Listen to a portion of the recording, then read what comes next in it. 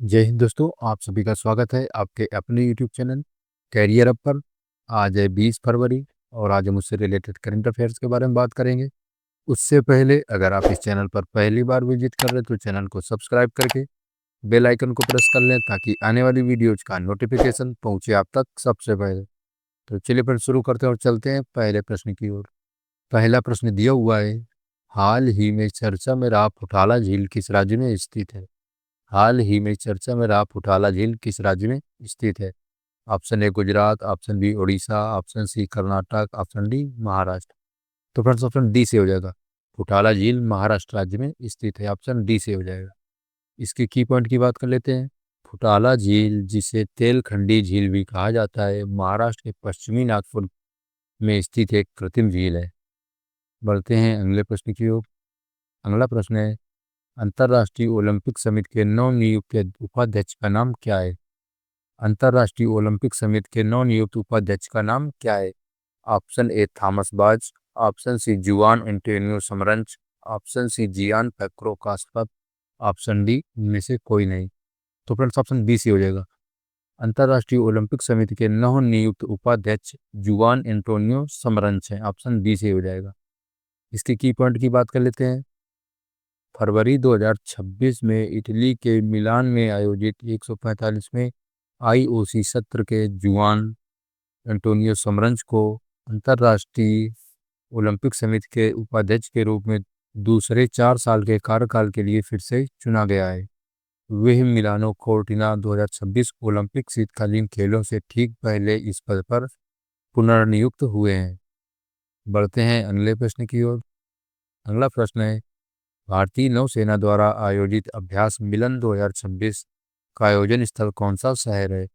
भारतीय नौसेना द्वारा आयोजित अभ्यास मिलन 2026 का आयोजन स्थल कौन सा शहर है? Option A Kochi, option D Mumbai, option C Visakhapatnam, option D Chennai. तो फ्रेंड्स ऑप्शन सी से हो जाएगा। भारतीय नौसेना द्वारा आयोजित अभ्यास मिलन 2026 का आयोजन स्थल विशाखापट्टनम है, ऑप्शन सी से हो जाएगा। इसके की पॉइंट की बात कर लेते हैं। भारतीय नौसेना द्वारा आयोजित अभ्यास मिलन 2026 का आयोजन विशाखापट्टनम आंध्र प्रदेश में किया जा रहा है।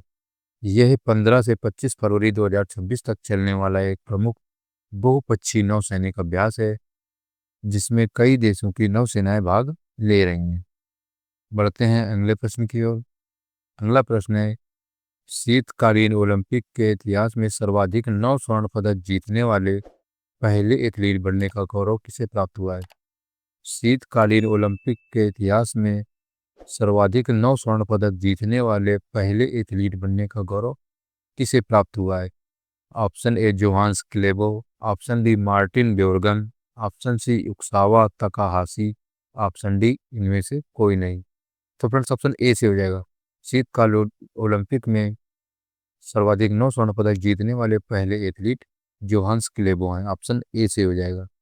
इसके की पॉइंट की बात कर लेते हैं। शीतकालीन ओलंपिक के इतिहास में सर्वाधिक 9 स्वर्ण पदक जीतने वाले पहले एथलीट बनने का गौरव नॉर्वे के क्रॉस कंट्री स्कीयर जोहान्स होसफ्लोट क्लेबो को प्राप्त हुआ है।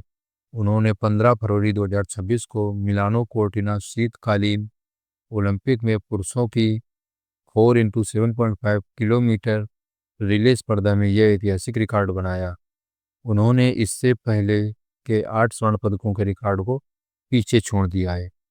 बढ़ते हैं अगले प्रश्न की ओर। अगला प्रश्न है, हाल ही में किस देश के राशिद खान T20 में 700 विकेट लेने वाले पहले गेंदबाज बने हैं?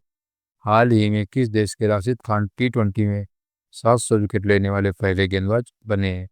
Option A Pakistan, option B Afghanistan, option C Bangladesh, option D दक्षिण अफ्रीका। तो फ्रेंड्स ऑप्शन बी से हो जाएगा। अफगानिस्तान के राशिद खान T20 में 700 विकेट लेने वाले पहले गेंदबाज बन गए हैं।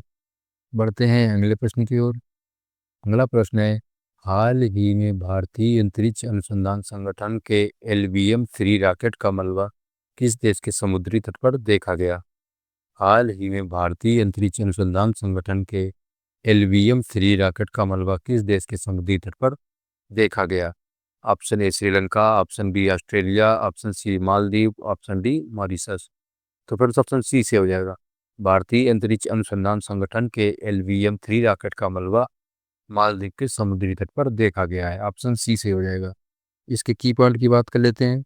भारतीय अंतरिक्ष अनुसंधान संगठन के LVM-3 रॉकेट, जिसे बाहुबली कहा जाता है, का मलबा हाल ही में मालदीव के समुद्री तट कुहान नथू द्वीप पर पाया गया। यह मलबा, जो रॉकेट का पेलोड फेयरिंग हिस्सा प्रतीत होता है, 12 से 14 फरवरी 2026 के आसपास बहकर आया था। बढ़ते हैं अगले प्रश्न की ओर। अगला प्रश्न है, ढाका में आयोजित बांग्लादेश सरकार के शपथ ग्रहण समारोह में भारत का प्रतिनिधित्व करने वाले आधिकारिक व्यक्ति कौन है? ढाका में आयोजित बांग्लादेश सरकार के शपथ ग्रहण समारोह में भारत का प्रतिनिधित्व करने वाले आधिकारिक व्यक्ति कौन है? Option A S Jaishankar, option B Narendra Modi, option C Om Birla, option D Droupadi Murmu. तो फ्रेंड्स ऑप्शन सी से हो जाएगा। ढाका में आयोजित बांग्लादेश सरकार के शपथ ग्रहण समारोह में भारत का प्रतिनिधित्व करने वाले आधिकारिक व्यक्ति ओम बिरला हैं, जो कि वर्तमान में लोकसभा अध्यक्ष हैं। ऑप्शन सी से हो जाएगा। बढ़ते हैं अगले प्रश्न की ओर। अगला प्रश्न है, दिल्ली सरकार द्वारा जमीनों के डिजिटल रिकॉर्ड और विशिष्ट पहचान के लिए शुरू की गई भू आधार योजना के तहत कितने अंकों का यूनिक नंबर जारी किया जाएगा? दिल्ली सरकार द्वारा जमीनों के डिजिटल रिकॉर्ड और विशिष्ट पहचान के लिए शुरू की गई भू आधार योजना के तहत कितने अंकों का यूनिक नंबर जारी किया जाएगा? Option A 10, option B 12, option C 14, option D 16। तो फ्रेंड्स ऑप्शन सी से हो जाएगा। दिल्ली सरकार द्वारा जमीनों के डिजिटल रिकॉर्ड और विशिष्ट पहचान के लिए शुरू की गई भू आधार योजना के तहत 14 अंकों का नंबर जारी किया जाएगा। ऑप्शन सी से हो जाएगा। इसके की पॉइंट की बात कर लेते हैं। अब राजधानी की हर जमीन को एक खास 14 अंकों का यूनिक नंबर दिया जाएगा। इस यूनिक नंबर को भू आधार नाम दिया गया है। बढ़ते हैं अगले प्रश्न की ओर। अगला प्रश्न है, हाल ही में भारत ने हैमर मिसाइल के भारत में निर्माण के लिए किस देश के साथ समझौता किया है? हाल ही में भारत ने हैमर मिसाइल के भारत में निर्माण के लिए किस देश के साथ समझौता किया है? Option A America, option B France, option C रूस, ऑप्शन डी चीन। तो फ्रेंड्स ऑप्शन बी सी हो जाएगा। भारत ने हैमर मिसाइल के भारत में निर्माण के लिए फ्रांस के साथ समझौता किया है। ऑप्शन बी से हो जाएगा। इसके की पॉइंट की बात कर लेते हैं। भारत और फ्रांस ने छठे वार्षिक रक्षा संवाद के दौरान 10 साल के रक्षा सहयोग समझौते का नवीनीकरण किया है और भारत ने हैमर मिसाइलों के निर्माण के लिए एक समझौता ज्ञापन पर हस्ताक्षर किए हैं। बढ़ते हैं अगले प्रश्न की ओर। अगला प्रश्न है, डॉक्टर रामचंद्र गोडबोले और उनकी पत्नी डॉक्टर सुनीता गोडबोले को किस क्षेत्र में उनके उत्कृष्ट योगदान के लिए पद्मश्री से सम्मानित किया गया है? डॉक्टर रामचंद्र गोडबोले और उनकी पत्नी डॉक्टर सुनीता गोडबोले को किस क्षेत्र में उनके उत्कृष्ट योगदान के लिए पद्मश्री से सम्मानित किया गया है? ऑप्शन ए शिक्षा, ऑप्शन बी कला, ऑप्शन सी जनजातीय स्वास्थ्य सेवा, ऑप्शन डी खेल। तो फ्रेंड्स ऑप्शन सी से हो जाएगा। डॉक्टर रामचंद्र गोडबोले और उनकी पत्नी डॉक्टर सुनीता गोडबोले को जनजातीय स्वास्थ्य सेवा के उत्कृष्ट योगदान के लिए पद्मश्री से सम्मानित किया गया है। ऑप्शन सी से हो जाएगा। इसके की पॉइंट की बात कर लेते हैं। डॉक्टर रामचंद्र गोडबोले और उनकी पत्नी डॉक्टर सुनीता गोडबोले को छत्तीसगढ़ के नक्सल प्रभावित बस्तर अंचल में आयुर्वेद चिकित्सा और आदिवासी स्वास्थ्य सेवा के क्षेत्र में पिछले 35 से अधिक वर्षों से उत्कृष्ट निःशुल्क सेवाएं प्रदान करने के लिए 2026 के पद्मश्री सम्मान से सम्मानित किया गया है। उन्होंने दंतेवाड़ा के बारसूर में रहकर स्वास्थ्य जागरूकता फैलाई है। बढ़ते हैं अगले प्रश्न की ओर। अगला प्रश्न है, हाल ही में किस देश की मिलिट्री ने पहली बार न्यूक्लियर माइक्रो रिएक्टर को एयरलिफ्ट किया है? हाल ही में किस देश की मिलिट्री ने पहली बार न्यूक्लियर माइक्रो रिएक्टर को एयरलिफ्ट किया है? ऑप्शन ए रूस, option B France, option C चीन, ऑप्शन डी अमेरिका। तो फ्रेंड्स ऑप्शन डी से हो जाएगा। अमेरिका की मिलिट्री ने पहली बार न्यूक्लियर माइक्रो रिएक्टर को एयरलिफ्ट किया है। ऑप्शन डी से हो जाएगा। इसके की पॉइंट की बात कर लेते हैं। हाल ही में संयुक्त राज्य अमेरिका की सेना ने पहली बार एक न्यूक्लियर माइक्रो रिएक्टर परमाणु सूक्ष्म रिएक्टर को हवाई मार्ग से ले जाकर एयरलिफ्ट इतिहास रचा है। वार्ड 250 नामक एक रिएक्टर को C-17 ग्लोब मास्टर सैन्य मालवाहक विमान से कैलिफोर्निया के मार्च एयर रिजर्व बेस से यूटा के हिल एयर फोर्स बेस तक ले जाया गया। बढ़ते हैं अगले प्रश्न की ओर। अगला प्रश्न है, अंतर्राष्ट्रीय शिवरात्रि महोत्सव का भव्य आयोजन भारत के किस शहर में किया जा रहा है? अंतर्राष्ट्रीय शिवरात्रि महोत्सव का भव्य आयोजन भारत के किस शहर में किया जा रहा है? Option A Varanasi, option B Haridwar, option C Mandi, option D Ujjain. तो फ्रेंड्स ऑप्शन सी से हो जाएगा। अंतर्राष्ट्रीय शिवरात्रि महोत्सव का भव्य आयोजन भारत के मंडी हिमाचल प्रदेश में किया जा रहा है। ऑप्शन सी से हो जाएगा। इसके की पॉइंट की बात कर लेते हैं।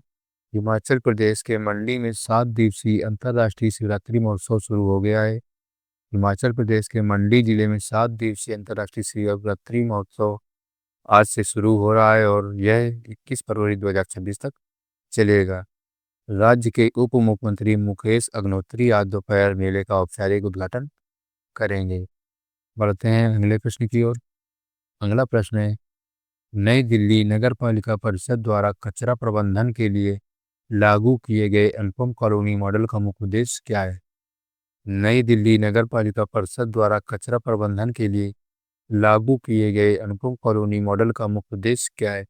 ऑप्शन ए सौर ऊर्जा उत्पादन, ऑप्शन बी घर घर कचरा पृथक्करण, ऑप्शन सी जल संचयन, ऑप्शन डी वायु प्रदूषण नियंत्रण। तो फ्रेंड्स ऑप्शन बी से हो जाएगा।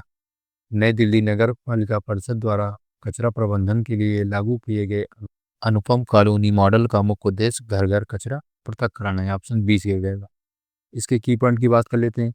नई दिल्ली नगर पालिका परिषद द्वारा लागू अनुपम कॉलोनी मॉडल का मुख्य उद्देश्य कचरा प्रबंधन को विकेंद्रीकृत करना, 100% पृथक्करण सुनिश्चित करना और लैंडफिल पर निर्भरता को खत्म करना है।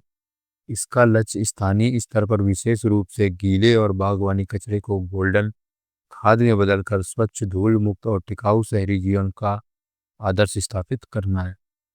बढ़ते हैं अगले प्रश्न की ओर। अगला प्रश्न है, हाल ही में किस राज्य के मुख्यमंत्री ने 51 आयुष्मान आरोग्य मंदिरों को उद्घाटन किया है? हाल ही में किस राज्य के मुख्यमंत्री ने 51 आयुष्मान आरोग्य मंदिरों का उद्घाटन किया है? Option A Delhi, option B Haryana, option C Kerala, option D Punjab. तो फ्रेंड्स ऑप्शन ए से हो जाएगा। दिल्ली राज्य के मुख्यमंत्री ने 51 आयुष्मान आरोग्य मंदिरों का उद्घाटन किया है। ऑप्शन ए से हो जाएगा। इसके की पॉइंट की बात कर लेते हैं। माननीय मुख्यमंत्री श्रीमती रेखा गुप्ता जी द्वारा आज दिल्ली में 51 नए आयुष्मान आरोग्य मंदिरों का उद्घाटन किया गया। मात्र एक वर्ष में 370 आयुष्मान आरोग्य मंदिर स्थापित कर दिल्ली में सुलभ और निःशुल्क स्वास्थ्य सेवाओं को मजबूत नेटवर्क तैयार किया गया है। बढ़ते हैं अगले प्रश्न की ओर।